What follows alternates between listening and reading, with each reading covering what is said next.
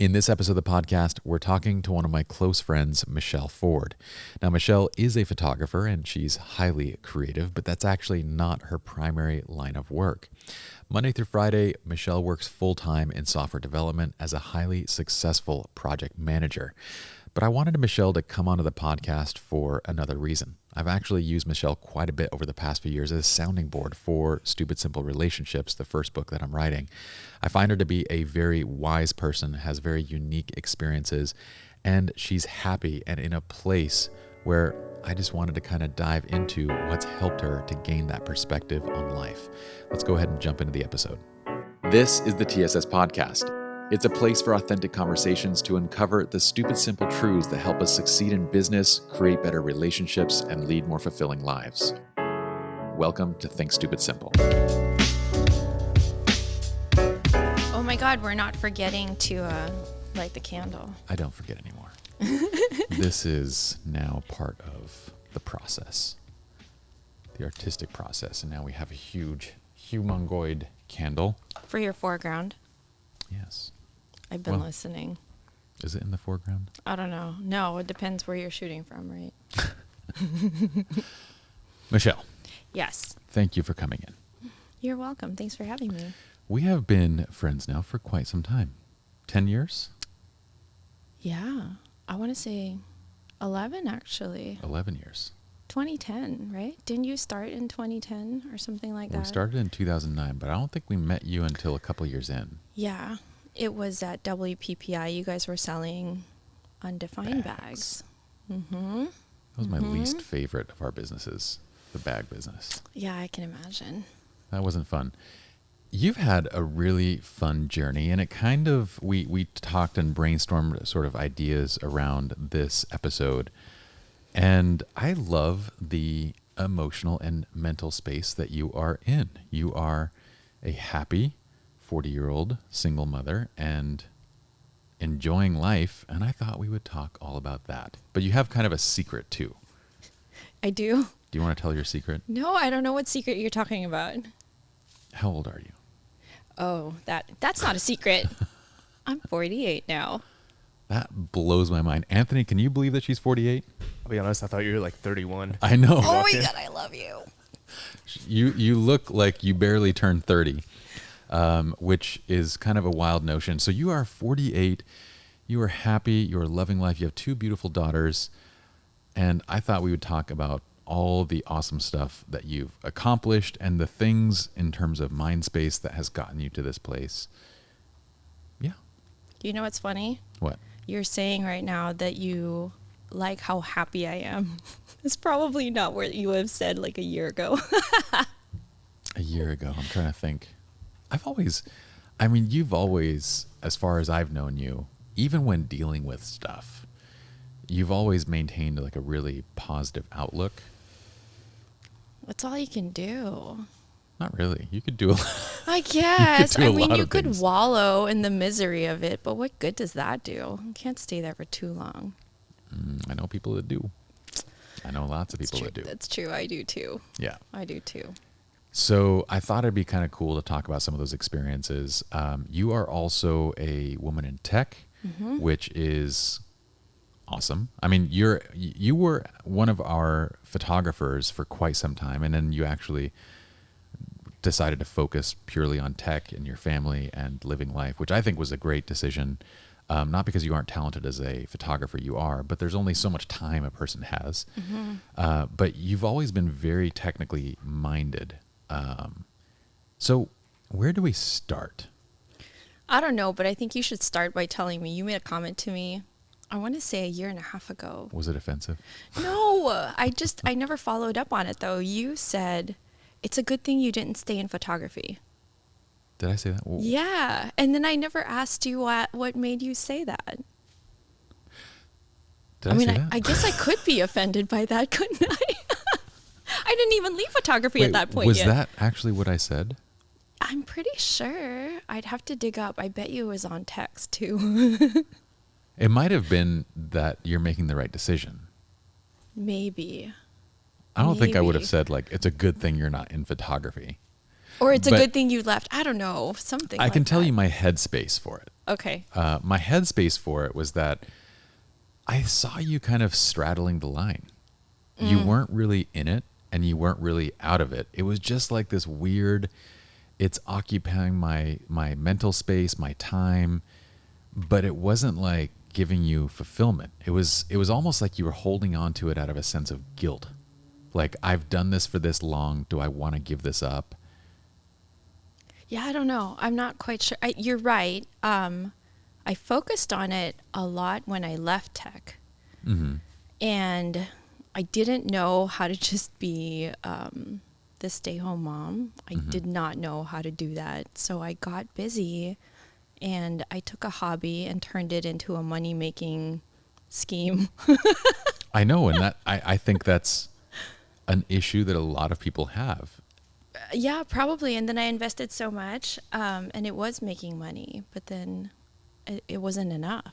So, But it also, I mean, I know the process, right? I know how this works. When you take a hobby and you turn it into kind of, and you had it as your second career for quite some time, yeah. it loses a lot of the value that it brings to your life at that point. That's true. I would say that photography was not my primary passion.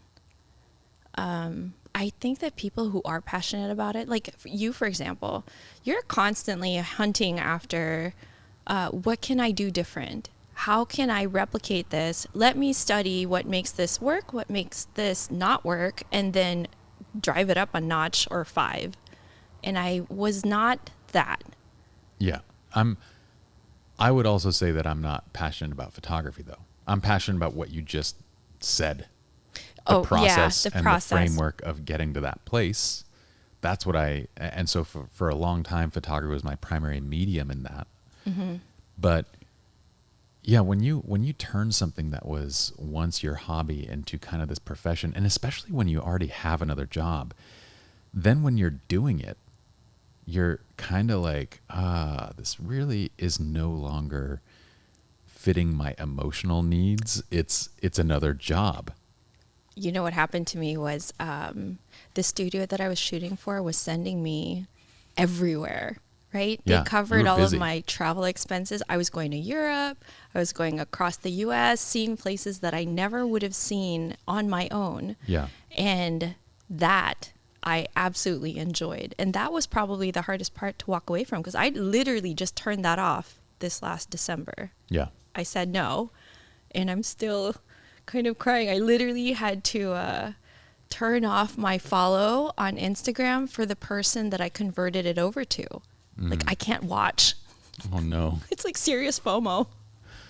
But that's the thing is you would be better off just making time. But you don't, and I know that.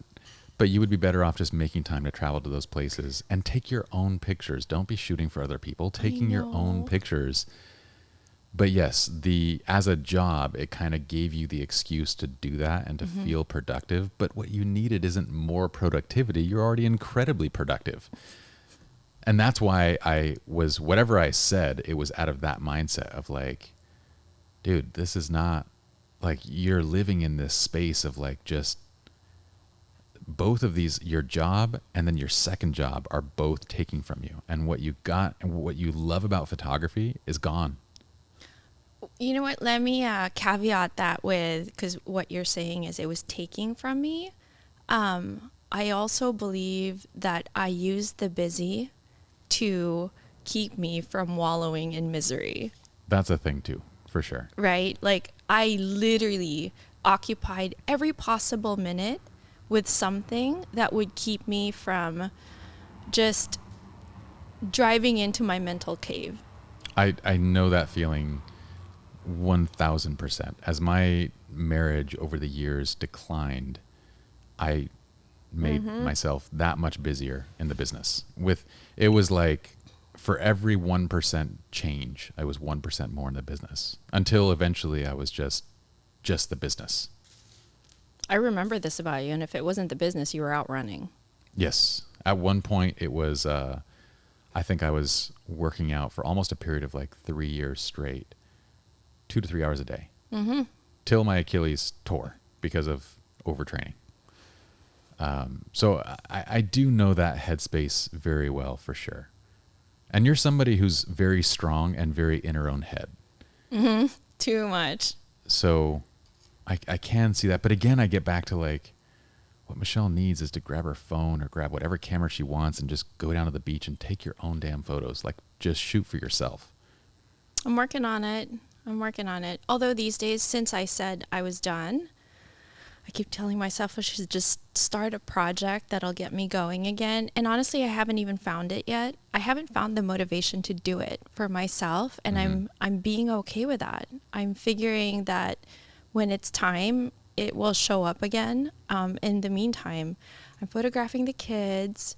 I keep getting distracted by clouds, and you know what? That's freaking By okay. clouds? I'm so obsessed with clouds. It's not even funny, but yeah. I'm imagining you driving along. That's a nice cloud. Every Let's stop damn the car. morning. Every morning. I have an affinity for trees. Trees? I like trees. Oh, If yeah. I see a nice tree, I'm like, I need to stop and shoot that tree. I did that because Costa Mesa has the orange blossom, peach blossoms, whatever, the blossoms that show Yeah. up in February. Yeah. And I'm obsessed with them, and it's such a short window. I literally make the kids just hang out in the car while I get down and go shoot these damn trees. But yeah, clouds is my thing. Okay, clouds. Well, good. So you literally have your head in the clouds. Yes. You also have your hands in tech. So you are not only in tech, you are a leader in tech, which I think is pretty cool. You actually ended up helping my partner, Yen, work at the same company. She got that job and she's loving it. So you've forgiven me? I mean, she always wanted to do it. She's, while she was at home, I could tell that she was missing, she misses both sides. She wants to be at home always with the kids, but then she also wants her career. And with her profession and what she does and what you do, it's possible to do both. Like you can work from home, and especially now. So yeah, I did encourage her when she said like, this is something that I want. I was like, you should go for it. Like, but yes, I'm I'm kinda like, so you're stoked that taking away she's my- happy. You're taking away my wifey for a significant portion of the week. I'm giving you a happier woman. That could be argued. A fulfilled one. Not that she wasn't before, okay, but I'm just adding. You're just adding. No, she's loving it. She's absolutely loving it. But in your space, people often talk about what it is to be a woman in tech, but your experience there is kind of unique because I never hear you necessarily complaining about it. I mean, I have stories. I have stories like when I was going to college, one of my professors, oh my God, this guy literally asked me what the hell I was doing over there because for the most part, women played the job of a secretary. Now, mind you, this is when I was in engineering. Yeah. And then when I transitioned over to computer science, I was maybe one of two females in class, maybe Yeah. three. There were not a lot. Really, yeah, stuck out like a sore thumb. Like the college building had one female bathroom every other floor. Oh man. So it's totally different, right? Not to mention that environment too, though. Just being around like dudes in tech are kind of gross. I wouldn't say they're kind of gross. Come They're on. just different. Come Listen, on. you know what's kind of gross is dudes online behind keyboards making comments Yes, to that- girls on YouTube. Okay. There's levels to everything. Okay, Yes. you're taking it into the next level. But I remember I was a dude in tech 20 years ago, and I remember being at work and like my buddies. I did debug for Acclaim Entertainment in video games. Yuck. It was Yuck. horrific job. It was Yeah. QA and debug, and it was just horrific. But on the daily, I would walk into various rooms, various offices, and you'd see the guys like sharing something pornographic. Like you'd get an email that's like, dude, watch this. You got to check this out. And it's like gross stuff. Like it was like one of these guys was into girls farting. And so like you walk in and he's like, dude, check this out. Oh my like God.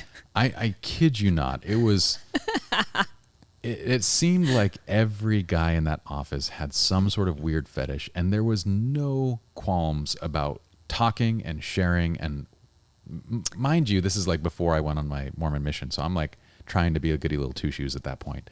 I've since then changed my ways, but I don't know that that's just in tech. That's essentially any industry that's dominated by males, right? When you have a concentrated number of them. do you think? Because I felt like it was exaggerated, given that guys are in tech. These are usually the guys that don't go on a lot of dates and they don't really get along. So that Okay, I there's can that see where you're extra going with that. propensity to Yeah. like want to seek that stuff out. Shoot, photographers, when I first started photography, was dominantly male too. You know, there's a lot of Same kind of personality. there's a lot of guys that get into photography strictly because they want to photograph nude women. You can tell from the photos they produce too. Mm-hmm.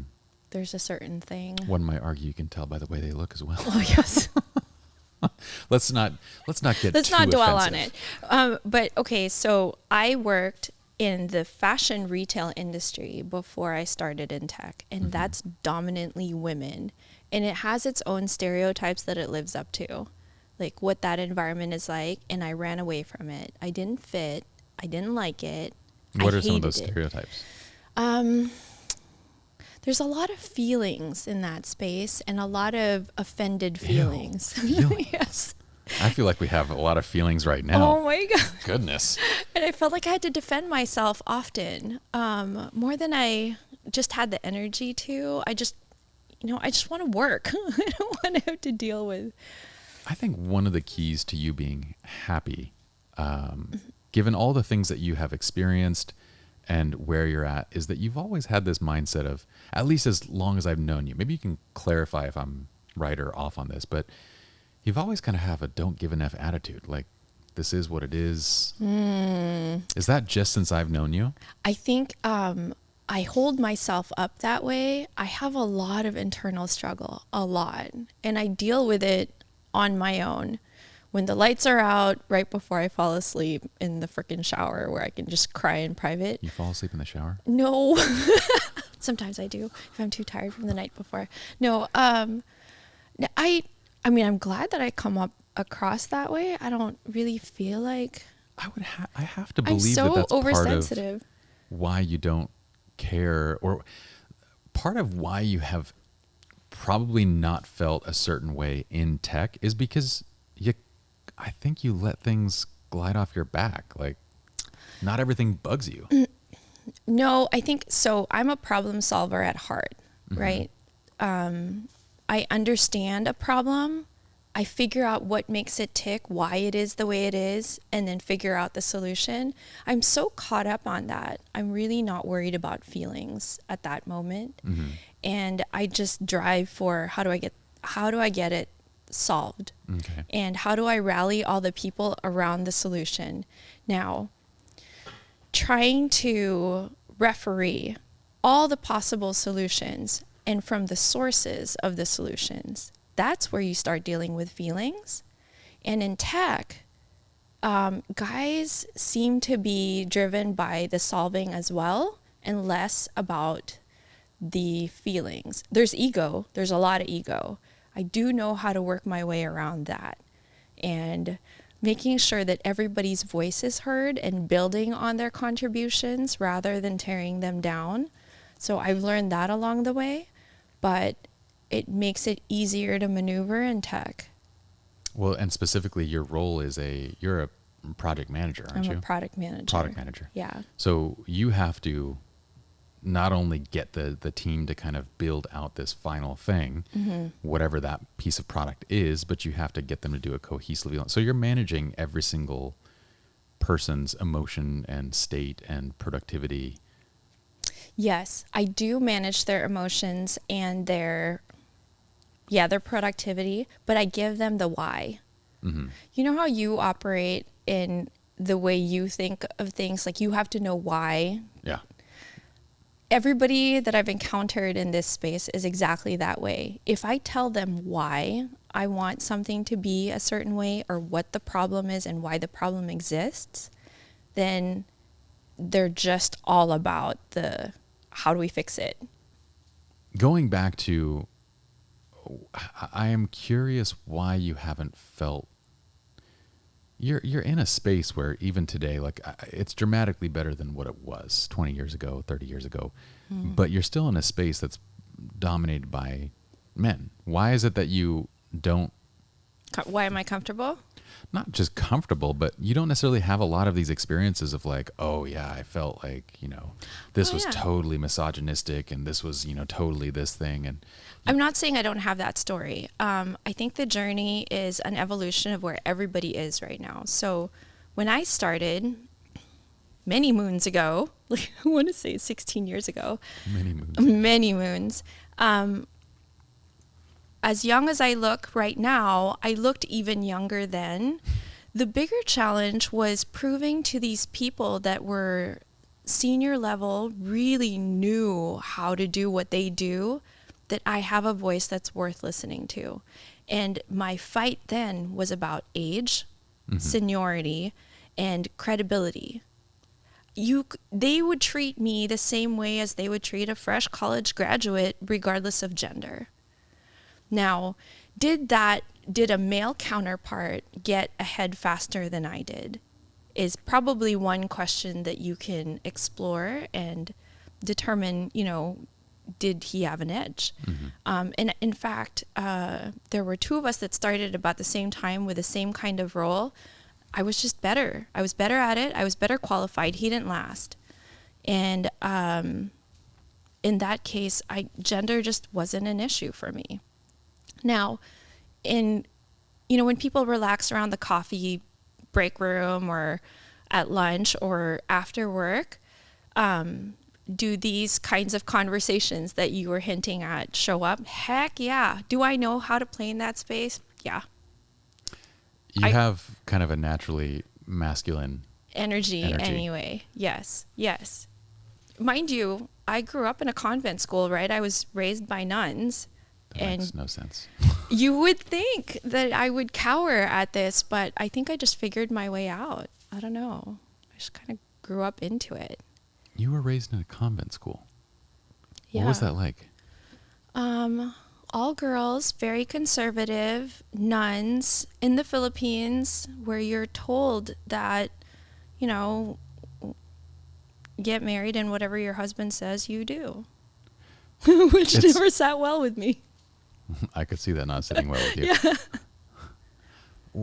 Yeah. That experience in and of itself is one that I don't think we're going to be talking about that much longer. I mean, you're one of the last, especially in this country, you're probably one of the last people that's going to have that experience. Granted, there are still like all girl schools and that kind of stuff, but that seems to me like something that's fading. Maybe here, but I was a migrant, and there's still those schools that exist. I don't know that that's going away anytime soon. So when you came out of that experience, was that going into high school or going into college? That was from kindergarten into my senior year of high school. If my mom had her way, I would have finished college there too. I just kind of balked at the idea and kicked that bucket. Okay, you have to help me to explain. There's the stereotype of the Catholic schoolgirl. Yeah, which that doesn't a apply. True vibe? So I think that stereotype is an American one. Okay. The Catholic schoolgirl here is a small bubble in a giant world of co-ed lifestyle and, surrounded by liberties that are not typical where I grew up. So in the Philippines, right, it's conservative society. I see. So there's a difference between being in a conservative space among liberals versus being in a conservative space among conservative people. Yeah. Yes. I see. So it wasn't unusual. Okay. There's always that tendency, I feel like, in any culture, in any religion, to kind of buck against the thing that's forced down your throat. So there's nothing to buck over there. It's just all Yeah. a certain way of life. Yeah. Okay. Yep.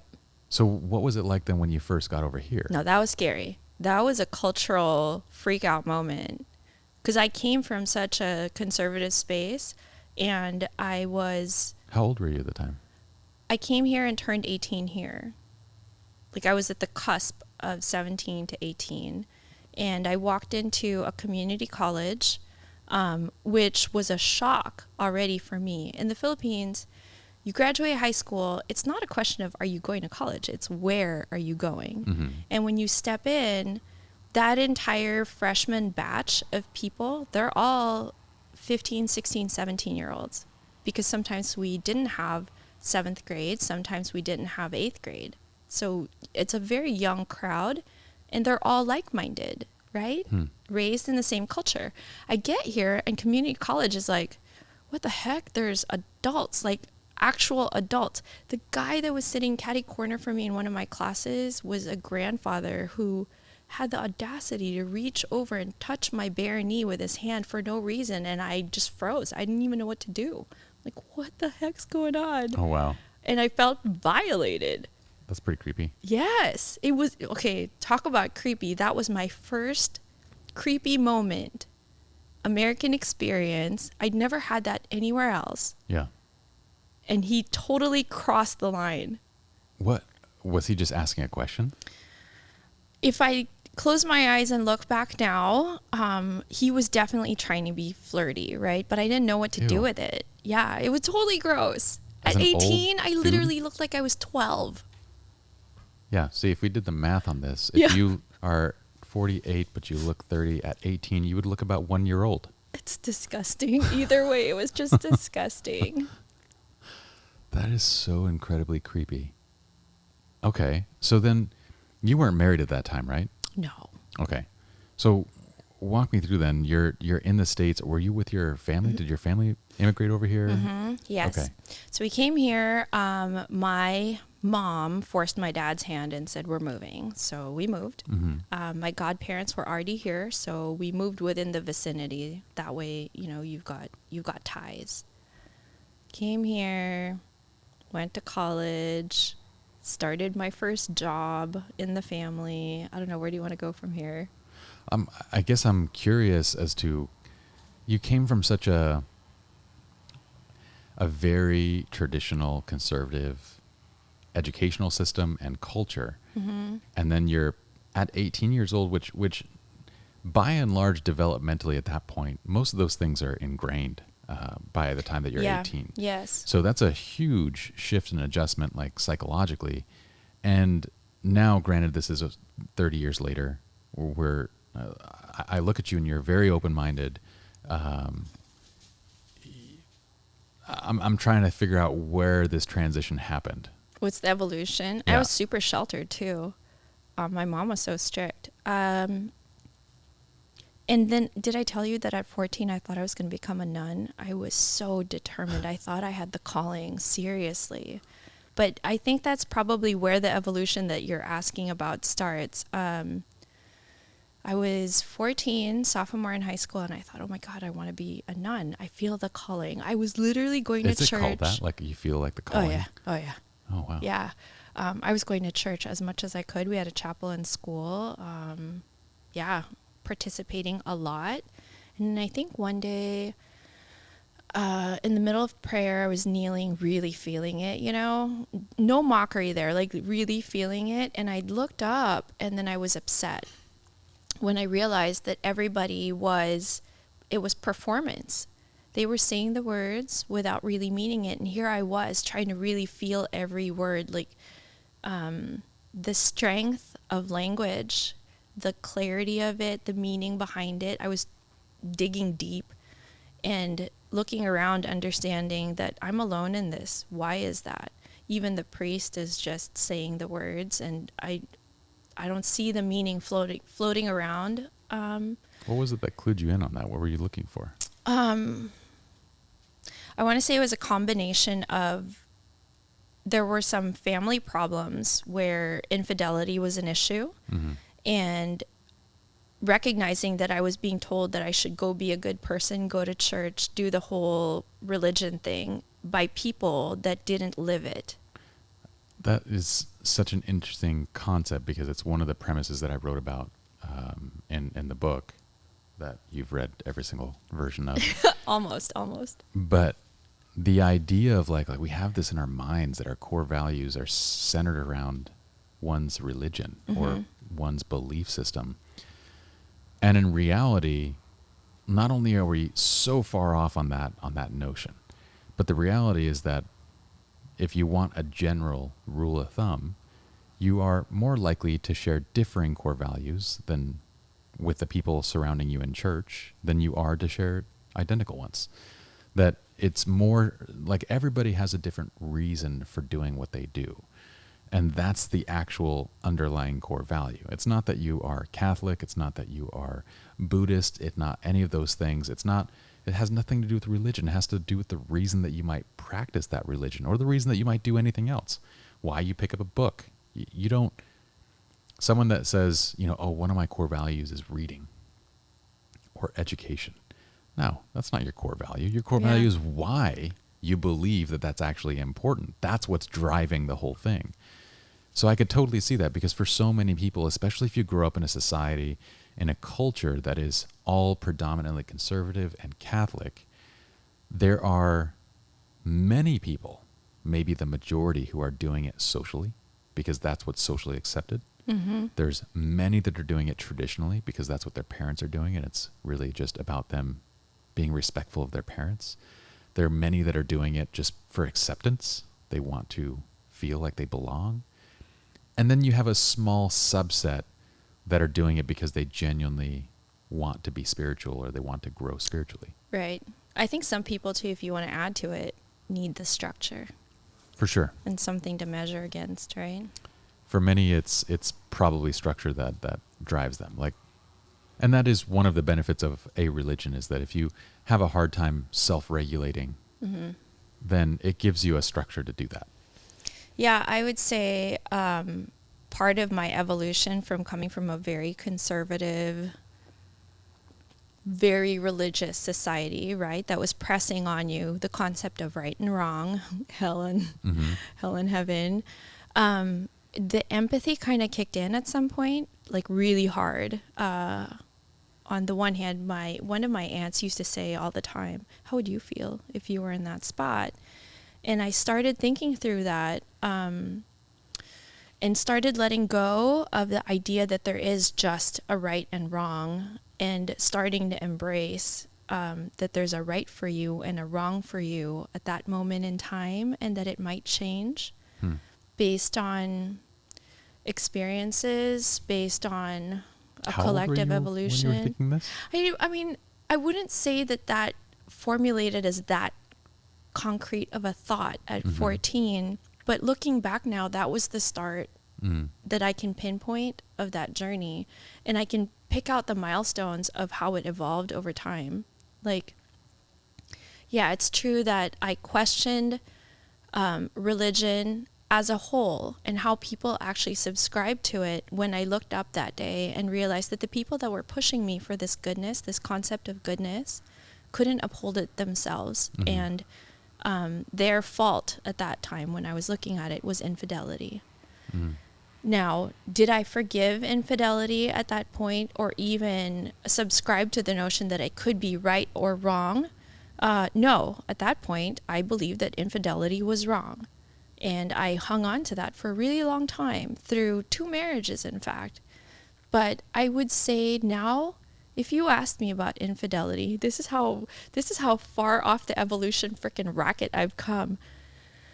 I think that it's a word that some people can be very loyal to one person, and some people are just not wired that way. And I think that the wrong part is in making others believe, like somebody who's significantly close to you, making them believe that you're loyal to them. I think that part is the wrong part. The infidelity itself, it's a pattern, it's a habit that some people have, and if you're honest about it, you might find somebody that's okay with it.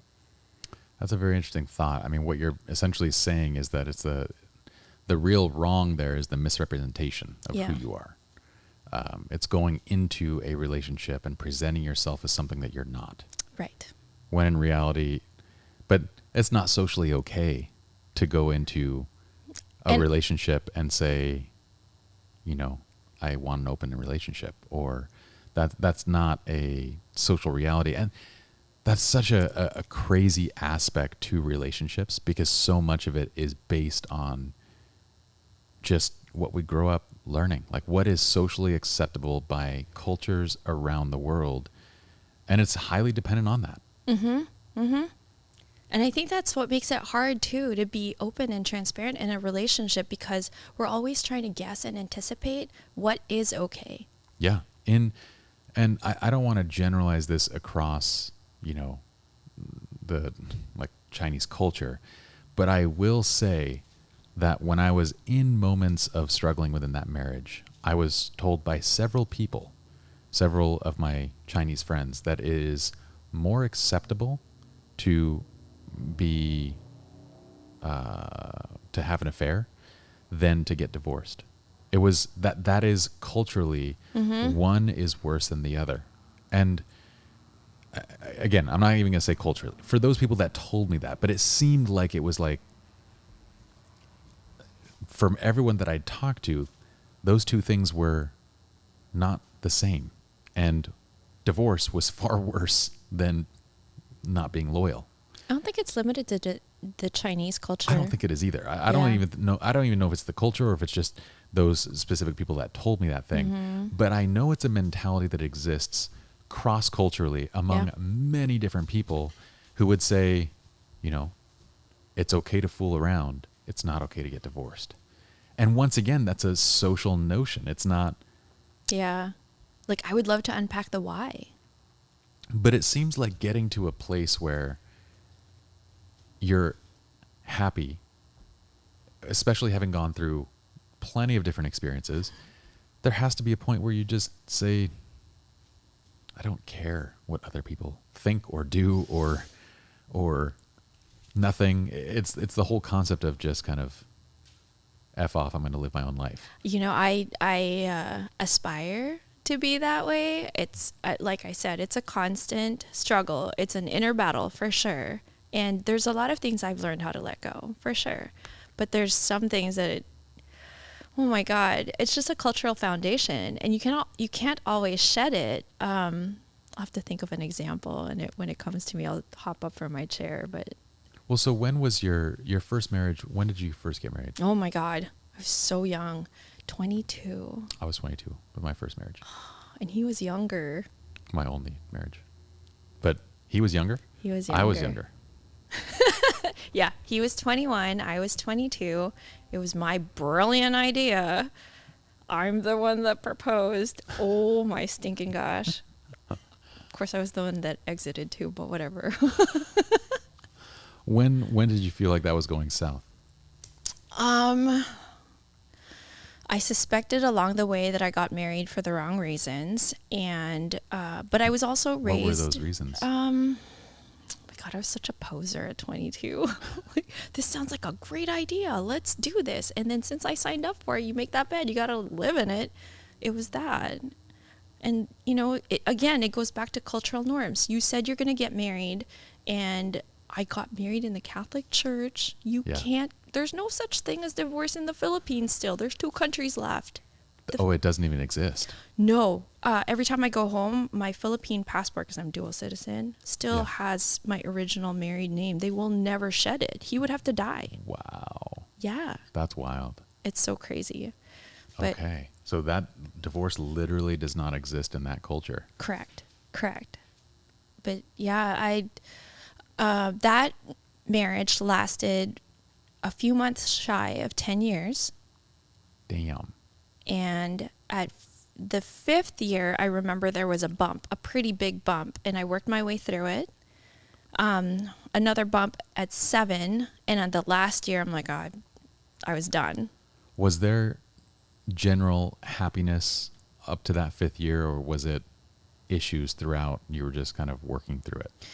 My vague recollection of that chapter in my life is that I was just working my way through it. Yeah. Marriage is a fascinating subject to me, because in doing the research for this book, I realized very quickly the data pointed me to, we look for the exact same things in friendship and in marriage. And that was the entire premise of the book. It's like, you look for the exact same things. The only difference being is that we're adding romance and additional intensity, intimacy and additional intensity into a romantic relationship. But your close, lifelong friends are probably going to be people that are very similar to the person that you choose to spend the rest of your life with. But what's fascinating is, one, we don't understand this. Two, we get into these marriages with people that, like, fundamentally we're just not right together. And then we use all of our social and cultural programming to be like, this is created by God. I must stay in this. I must fix this. I must this. I can't do this. I can't get divorced. I made my bed. I must.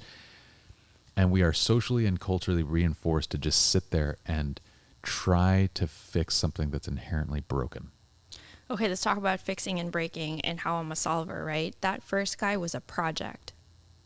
Like, I literally saw that he was broken, and I felt like I could be the fix, the glue. I would argue you've had a few of those. Yes. That first one, though, was like...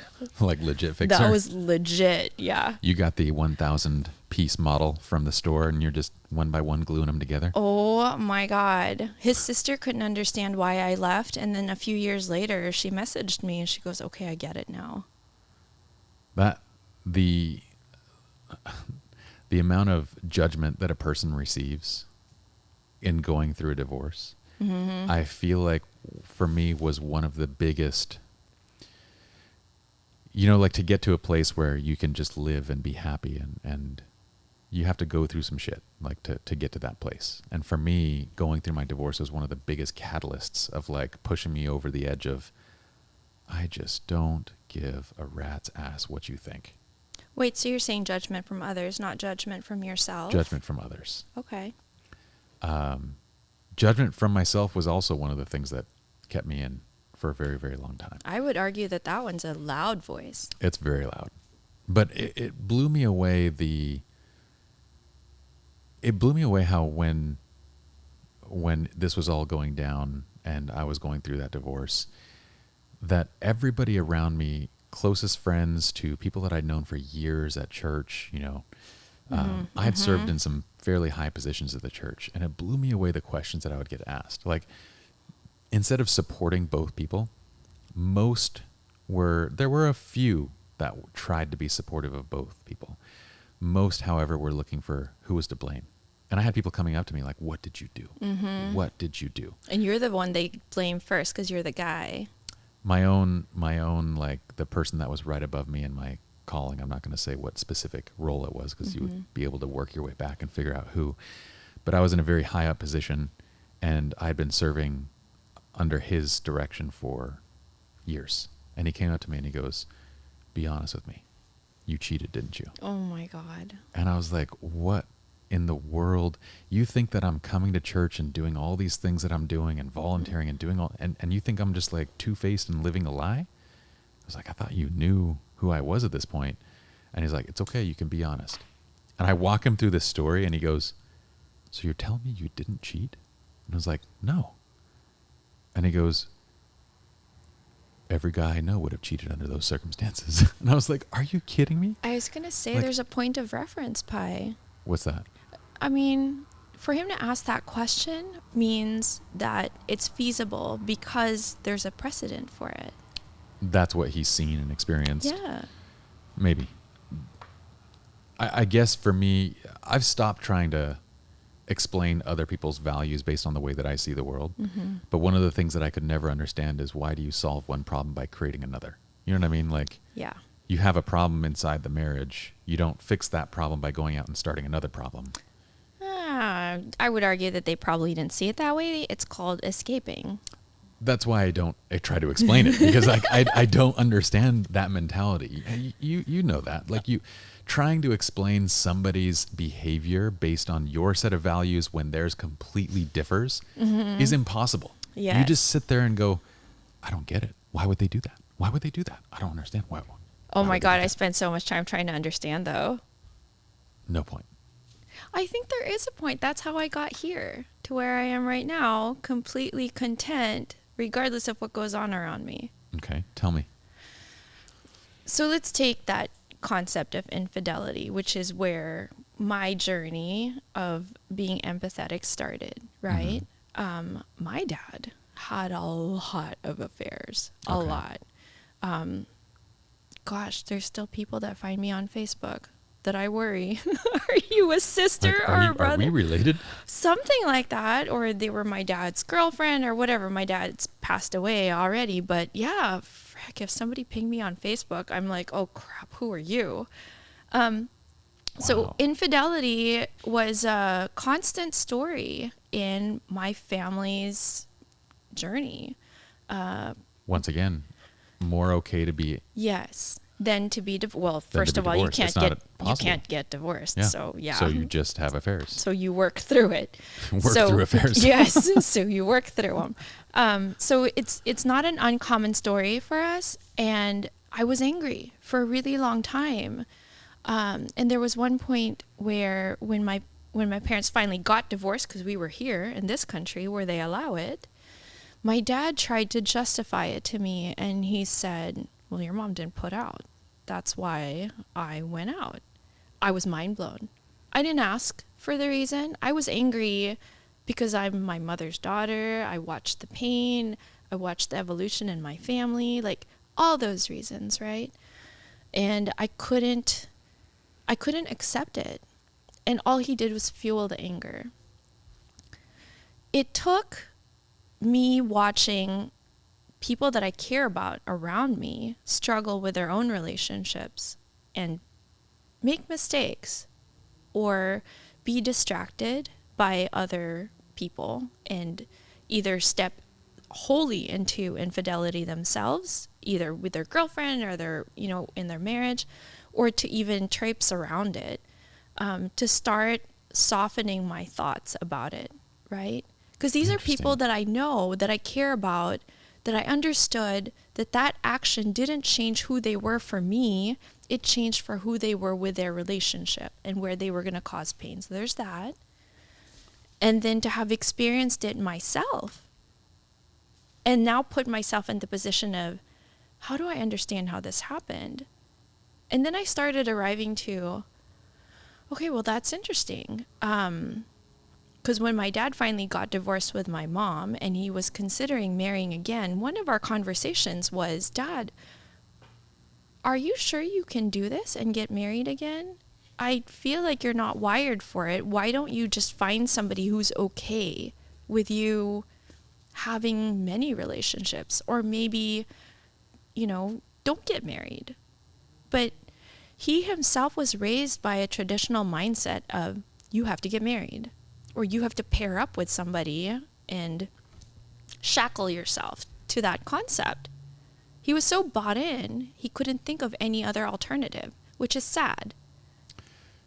You know what's interesting is that culturally, marriage is, in context, it's brought up with sex, where if you want to have sex, Yes. then you must be married.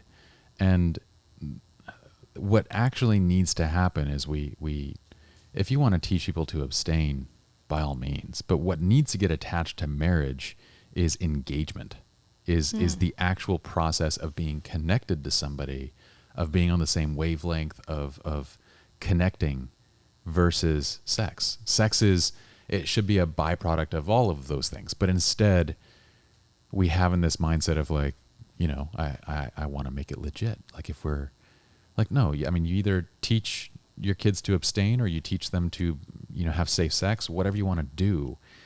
But marriage, that word has to be attached to actually emotional engagement, not to the sexual act. Yeah. And I would say that a lot of couples that, and I don't want to generalize, but I was raised Catholic, and you're right. If you want to become sexually active with somebody, then you're encouraged to get married to them, right? My ex-husband, Curtis, Jehovah's Witness, hardcore, same as Mormon. If you want to engage in sexual act, then you got to get married. Yeah. And in some cases, that was their rationale for getting married. Not the right reason. In a lot of cases. I mean, when I told my dad, and this is me coming off of a Mormon mission, when I told my father, who is not LDS, I go, I want to get married. This is the woman that I want to marry. He literally said to me, I will take you to a brothel right now and you can have sex and get it out of your system. He knew that it was a bad relationship right from the beginning. He knew that what I was seeing was not clear, but I had been trained throughout all my religious upbringing that if you want to have sex, you get married. Yeah. And so you think from that mentality, and then if you do have sex, you're encouraged like, well, now that you've done it, you need to get married. Like it turns what was you take, whether you want to look at this as something immoral or whether you want to look at it as just life, it doesn't matter. Look at it from a standpoint of morality, okay? Sex on the life scale of mistakes is a blip compared to 15 years later. Yeah. Divorcing, losing your entire income, wealth, home, and splitting children between the marriage. I mean, that is monumentally disastrous. And by training people to associate sex with marriage, we train them to go for mistake number 2. Yeah, that's a good point. I didn't even think about that. But yes, you're right. And that glow of attraction, you're lucky if that lasts 3 months, right? Because it starts fading. And Quick. then what? Quick. Yeah. And then you just sit there and try to piece together something that was it's the most asinine thing, because you literally have this puzzle that was never meant to be. It's 100 parts Yes. from different puzzles, but you sit there like, who would do this? Who would go and take 100 puzzle pieces from 100 different puzzles and be like, I'm going to figure out how to make this work. I'm just going to sit here and keep bashing pieces until they actually look like a picture. And the first piece of puzzle that connected to could have been just purely circumstantial, that you were even attracted to each other. Yeah. Yeah. Yeah. What's really going to trip you out is I actually managed to escape that, or I tried to in the beginning. So my first husband, I balked the system, and, from a traditional family, I told my parents I was going to go live with this guy. I literally lived with him for a year. Yeah. Not married. Because I'm thinking, I don't want to This fall was into the same. before your first. This was was the guy that you married. This was the guy that I married. Okay. So my second boyfriend ever, and I told my parents I'm going to get married. In fact, I remember now, mind you, my memory's awful, so some of this stuff coming back is like a surprise. I remember telling them that the reason why I wanted to do it was I didn't want to fall into the same pattern that they fell into, where they figured out 20 years down the line that they should never have been married to begin with. So, yeah, moved in, lived together for a year, and then my dad was the one who's like, can you just get married already? I'll just pay for it. And I said, okay, fine. And so I proposed. And then that's how that whole evolution happened. Was that the main impetus? Was your dad was going to pay for it? It was between that and the rose-colored idea that, this is going to be cool. If I'm the one that proposes, it'll be different. Because, me and wanting to be different. But a year of living together, I would imagine that you saw that there were plenty, problems. that there were, were there? Or were you still like kind of honeymoon phasing it up? And No, again, my memory is terrible. I'm sure that I'd already gleaned. Actually, I bet if I looked through, because I used to write journals, there were problems. If I think back to what I wrote down, there were problems, but I'm just tenacious, I guess. I know how to solve it. I'm going to keep solving until I run out of potential solutions, and then you throw your hands up in there and you're done. Apparently it takes me 10 years. Because both marriages were took almost the second 10 one years. 10 years Yeah. too? Yeah. So walk me through that. So you end that relationship, and then how did you and Curtis, that was at work that started up, right? Yeah. So Curtis and I, me and the first guy were also working together. But yeah, this is a common thread. I know, that we it's a need common to, thread. No, I've killed that thread now. It doesn't happen anymore. It doesn't happen anymore. So Curtis and I also met at work, but it's, I'm a little bit of a workaholic, and I just dig in and I get so wrapped up into it. I don't really have a social life outside of it. Mm-hmm. So I surround myself with the people that I work with. Yeah. And when I met Curtis, that was my first step into IT. I was young in comparison. I started 32. That's not really young, but whatever. We'll go with it. I was young and new to it, surrounded by a lot of senior members in IT. Curtis stood out. He was the youngest one there. And he was attractive, and he was everything that my first husband wasn't, and I was really drawn to him. Do you feel like the pendulum swung the other way? Like what you... Do you feel like the person that your ex-husband was, you wanted the person that resembled none of those things? You could say that. But essentially every problem that I encountered with my first husband, I wanted to make sure was not an existing issue in the next one. So if you want to call that opposites, yes. But all the things, of course, that I found attractive in the first person, I'm still looking for. I guess I'm just growing the list of things that I know work for me. So 10 years into yours and Curtis's marriage, this one ends as well. This time you have 2 kids. This time I have 2 kids. Yeah. 2 amazing kids who are literally spitting images of you. I don't think so, but you seem to think so. Maybe in terms of looks, they do look like blends for sure. But in terms of like personality and... Oh, yeah. And like they are you to a T. Well, Like, my little one is me. My older one is Curtis. she kind of feels like you too. You think so? I'm potent. What can I say? Super strong-minded. Like, I remember we were hanging out and and Kaya goes, I said to Kaya, I was like, oh, Ethan, you should practice jujitsu with Kaya, because Kaya and Dee are both really good at jujitsu. And Kaya goes, yeah. Oh my God, yeah, that's right. And I was like, I don't do that. maybe not. Put a pin in that one, son. Oh my God, the intimidation factor worked. I was like, damn, she's going to be an MMA fighter one day. Oh my gosh. No, but they are incredible children. But I know a lot of people who have come through experiences like the ones that you have, and they come through extremely bitter. And I'm trying to get to the pieces of this that have helped you to be who you are, which is happy, accepting of just people and their... I mean, you still have a great relationship with Curtis. Yeah. That is highly unusual. It is. It is. It's work. It's a lot of work. It's nothing like my own with my ex. I mean, I try.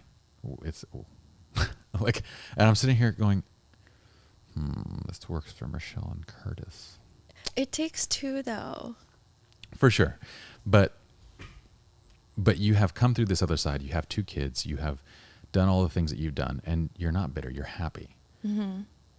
I want to get to the pieces along this journey that have allowed you to get to that place. I'm so curious. Yeah, it's funny. A lot of people are. Ours is definitely not the common story, right? When people drift apart, things really break. And I would say that we have a lot of core values that are similar, Curtis and I. And so in that sense, it binds us together.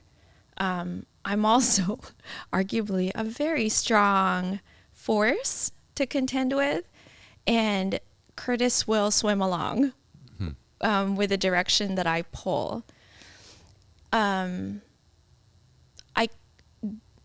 We worked through what broke us up, and I didn't throw the baby out with the bathwater. There were things that I appreciated about how we were. I'm not the one that wanted out. But we worked through why it had to end before it became bitter. And I had to crawl my way back in there. It was not easy. I was angry in the beginning. I was hurt. I was angry. I was broken. And I looked into what broke about me and what could I repair. And then how do I prevent it from breaking again? And making sure that it wasn't... It's not all Curtis, and it's not all me. it's a combination of the two, and how do I make sure that I don't break the children as I figure all that out. And it's a lot of conversation. But Curtis was also really great at inviting me in for conversation and accepting me when I wanted to have conversation. And we were very adult about it. There was not, well, there were moments of blame and finger pointing and anger and slamming, but we would always come back and talk some more and address where we got angry and agree to disagree for some things, but mostly figure out how we could work around things that couldn't be repaired. Would it be fair to say that happiness could be found in the nuances by understanding that it's not just black and white? Oh, yeah. Yeah. It goes back to understanding why. Why did actions happen? Why did feelings evolve the way they did? And then there's the empathy. If I were in his shoes, or if he were in mine, would we have arrived in the same place if we traded spaces? And I guess looking through all of his potential options, I could see why he landed where he did. Mm-hmm. And he understood what made me tick. So there were some largely similar values, and you both had a value and belief towards empathy and understanding And forgiveness. and forgiveness. Yeah. But that piece is, as you describe it, I sit here and kind of think through of like, how do you simplify what you're saying is we find acceptance and happiness and contentment in the nuance. I mean, it's understanding that there's two sides to everything. And it feels like it's exactly what's missing in today's culture as well. I mean, everybody's upset. Everywhere I look, I can find somebody who's offended. And why are they offended? Because they're holding so strongly to one set of expectations. Right. No listening. And they don't listen to any other side. They don't do so. Everything is offensive to them. Whereas if there's room to live in the nuance, then there's room to accept both possibilities, both sides. And there's room to be happy with and be okay with each of it. Okay, so everybody can... So this is my journey, and I'm pretty sure that everybody can relate to this at this point in time, right? So we're pretty close to going back into social circles, going back into the office, going back into the school. The pandemic is winding down, right? But we've also become a cancel culture. We've killed off friends on social media, and those are easy. If you're not really like talking to them, or they're not in your immediate circle, yeah, it's easy to like unfollow, unfriend, whatever, and not care anymore. But when we go back into the office, or you go back into your circle of friends, these people that you canceled out for whatever reason, if you encounter them again, you're going to have to start figuring out how to behave in a civil social circle. You're going to figure out how to agree to disagree. Yes, and that's what we did. We have to interact. We have to. How do we make this the best way possible? Because we would both benefit from it if we figured it out. We would both hurt if we didn't. Yeah, and it's just finding the middle. Like, there are things that make him work that will always drive me nuts, and vice versa. And we dealt with that in a marriage. It doesn't go away in a divorce. But I don't have to deal with it 24/7 anymore.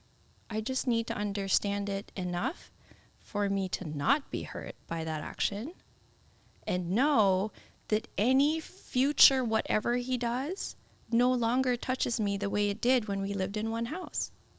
There's a beauty in that.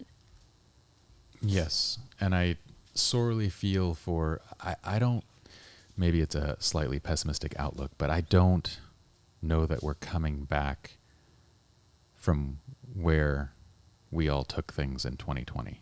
I mean, there's loss. There will be. Like, I had close people that I would say are close, who wouldn't even look at me when I simply said, well, what are the differences between Biden versus Trump? Like, what are the actual, differences? It'd be great if you explained your perspective. Yeah.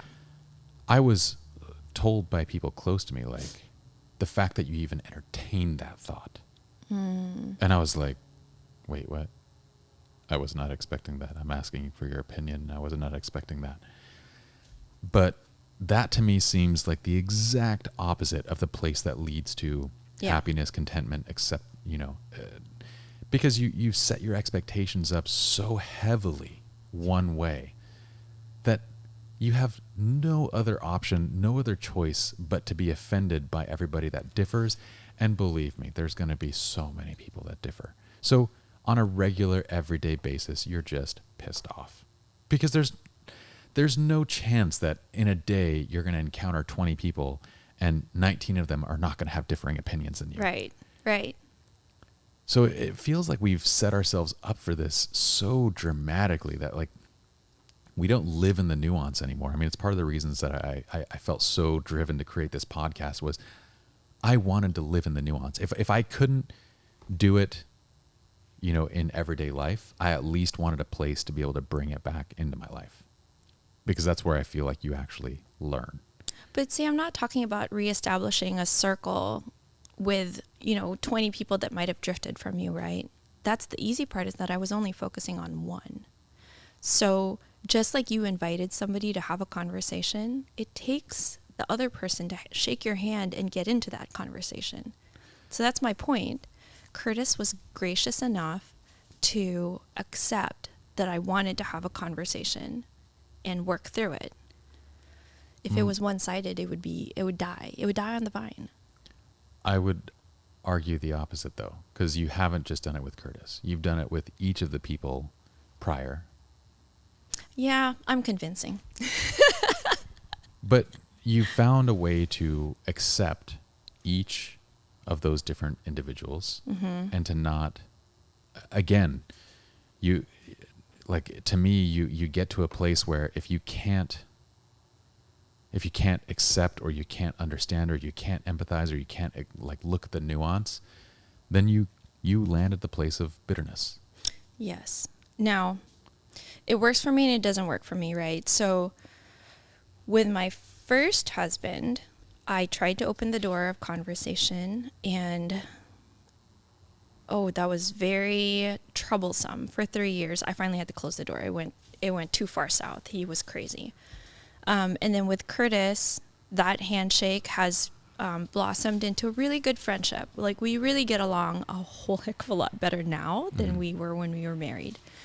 But for my entire dating life, and you used to shake your head at me with every guy that I was like, okay, I'm ready to go, but I don't know how to exit this well, because I cared a lot about their feelings and their emotional state at the time. Yes, and how they would take it, because part of the conversation also means accepting me at the terms that I've arrived to, where I say, okay, this is how we're different, this is how we can interact, and it's not as intimate as you would have liked it to be. And is that okay with you? And if the answer is no, the answer is no. There's nothing I can do about it. But if the answer is yes, then the friendship continues. Once again, I go back to you have to be comfortable in the space between. In the space between right and wrong, in white and black, and in the space between is where this all resides. It reminds me of, so there's a TikTok trend right now.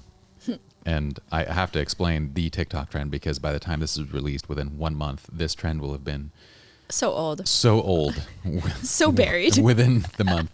So the current trend is, there's an intro to every Pornhub video. That's it's like a drum intro, right? So they took this intro and they peg it onto a song at the end. It's this introduction and then it goes into this song. And you're supposed to play the video while you're filming somebody. So you play the sound while you're filming their response while they're doing something else. And if they know Pornhub, then they turn and look and go, what are you watching? Triggers. Okay. So it triggers them.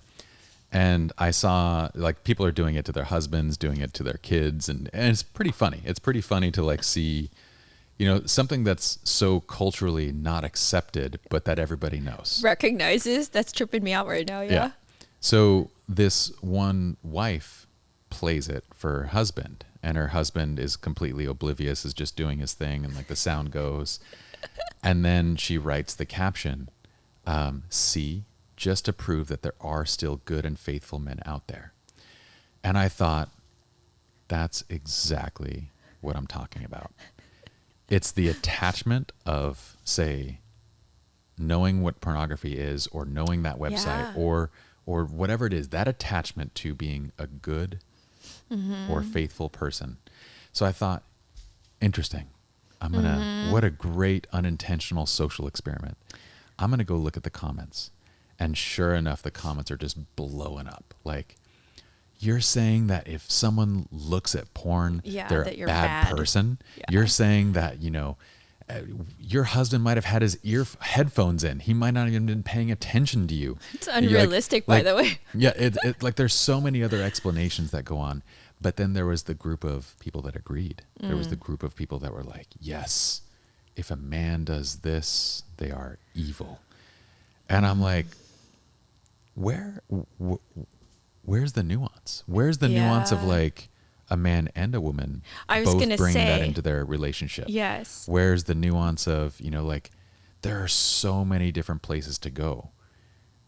But that's so trippy because women are sexual creatures too, and it's okay. There's nothing wrong with it. It's natural, normal, should be celebrated. We should enjoy it just like the guys do. Yeah. It doesn't work that way though, Michelle. Yes, it does. Damn it. In my world, it does. It will one day. But it's just so fascinating that like, from what I get from this, you found this. I mean, do you know the Dow? No, I don't think so. Other than, are we talking about stock market? No. Oh, okay. The Dow is in DAO, is in like Taoist philosophy. Sorry. So I guess it's the Tao. I don't know what. I thought it was Tao. Okay. Maybe it's the Tao. Okay. But I'm thinking of the actual. I'm thinking Chinese stock market. Word. Okay.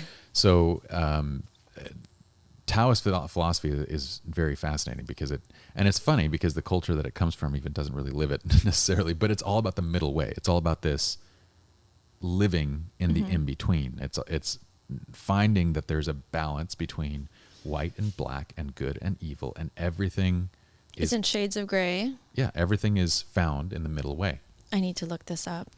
Maybe I found my calling finally. It's a great Eastern philosophy. Yeah. But it seems like one that we keep moving further and further away from. And in 2020, what I saw was my friends that were Christian became more Christian. Polarizing. The ones that were atheist became more atheist. The ones that were, Republican became more Republican. Like everybody just leaned into what they were. And I think that's stayed so far away from all of it. Yeah, that's the exact place that happiness does not reside to me. Like that's the place where everything just pisses you off. Yeah. Yeah. I don't know. I'm all about, let me understand everybody. Like even politics, well, as you can see, religion, right? Grew up Catholic, super hardcore, blah, blah, blah. And then now I'm not even affiliated with any religion. I'm so proud of people that have it. I think it's great for them if it works for them and it makes them happy and it's necessary. That's great. I'm super understanding. I just expect that they understand that I don't live by that and it's okay, right? Same with politics. Don't really have a specific affiliation. Talk to me about a specific topic. Yeah, I have an opinion. But a conglomeration of them with the hopes that any one of them would check every box of what I have an opinion about is impossible. I feel like everybody's like a variation of gray. Is that not the epitome of exactly what we're talking about? I mean, the political system tries to take who you are and place you into a red bucket or a blue bucket. Yeah. Yeah. And you're like, where's the bucket of just, I don't want a shithead for a president? Right. Can that be a bucket? Yeah, I know. It's like just purple. Can I have purple? Yeah. Can I have gray? Is there a gray bucket where we just don't want an a-hole? Yeah. Anyway. Well, this, my friend, has been a fascinating conversation. So I'm going to have to, I promise you this will be the last reread of the book. Mm-hmm. Do we You- have a date yet? Did we decide? Not really. When do I get it in my hands to just read through? I'll give you the first few chapters so you can see what's Yeah. happening, because I'm actually proud of where it's going. Yeah, you have 4 down now, right? I'm on the 4th chapter. Haven't finished it yet. Yeah. If I could even see the evolution from the last version, chapters 1 through 3, to this one. It's pretty dramatically Share different. it now before you get deeper. Okay. I will do that. And we will have to have you back for another philosophical conversation in the future. Maybe we'll talk a little more about the book when that's ready, or whatever it is that you want to talk about. Yeah, I'm in. But until then, keep being your happy, awesome self and killing it in the tech world. Thanks. All right, buddy. Thanks. See y'all.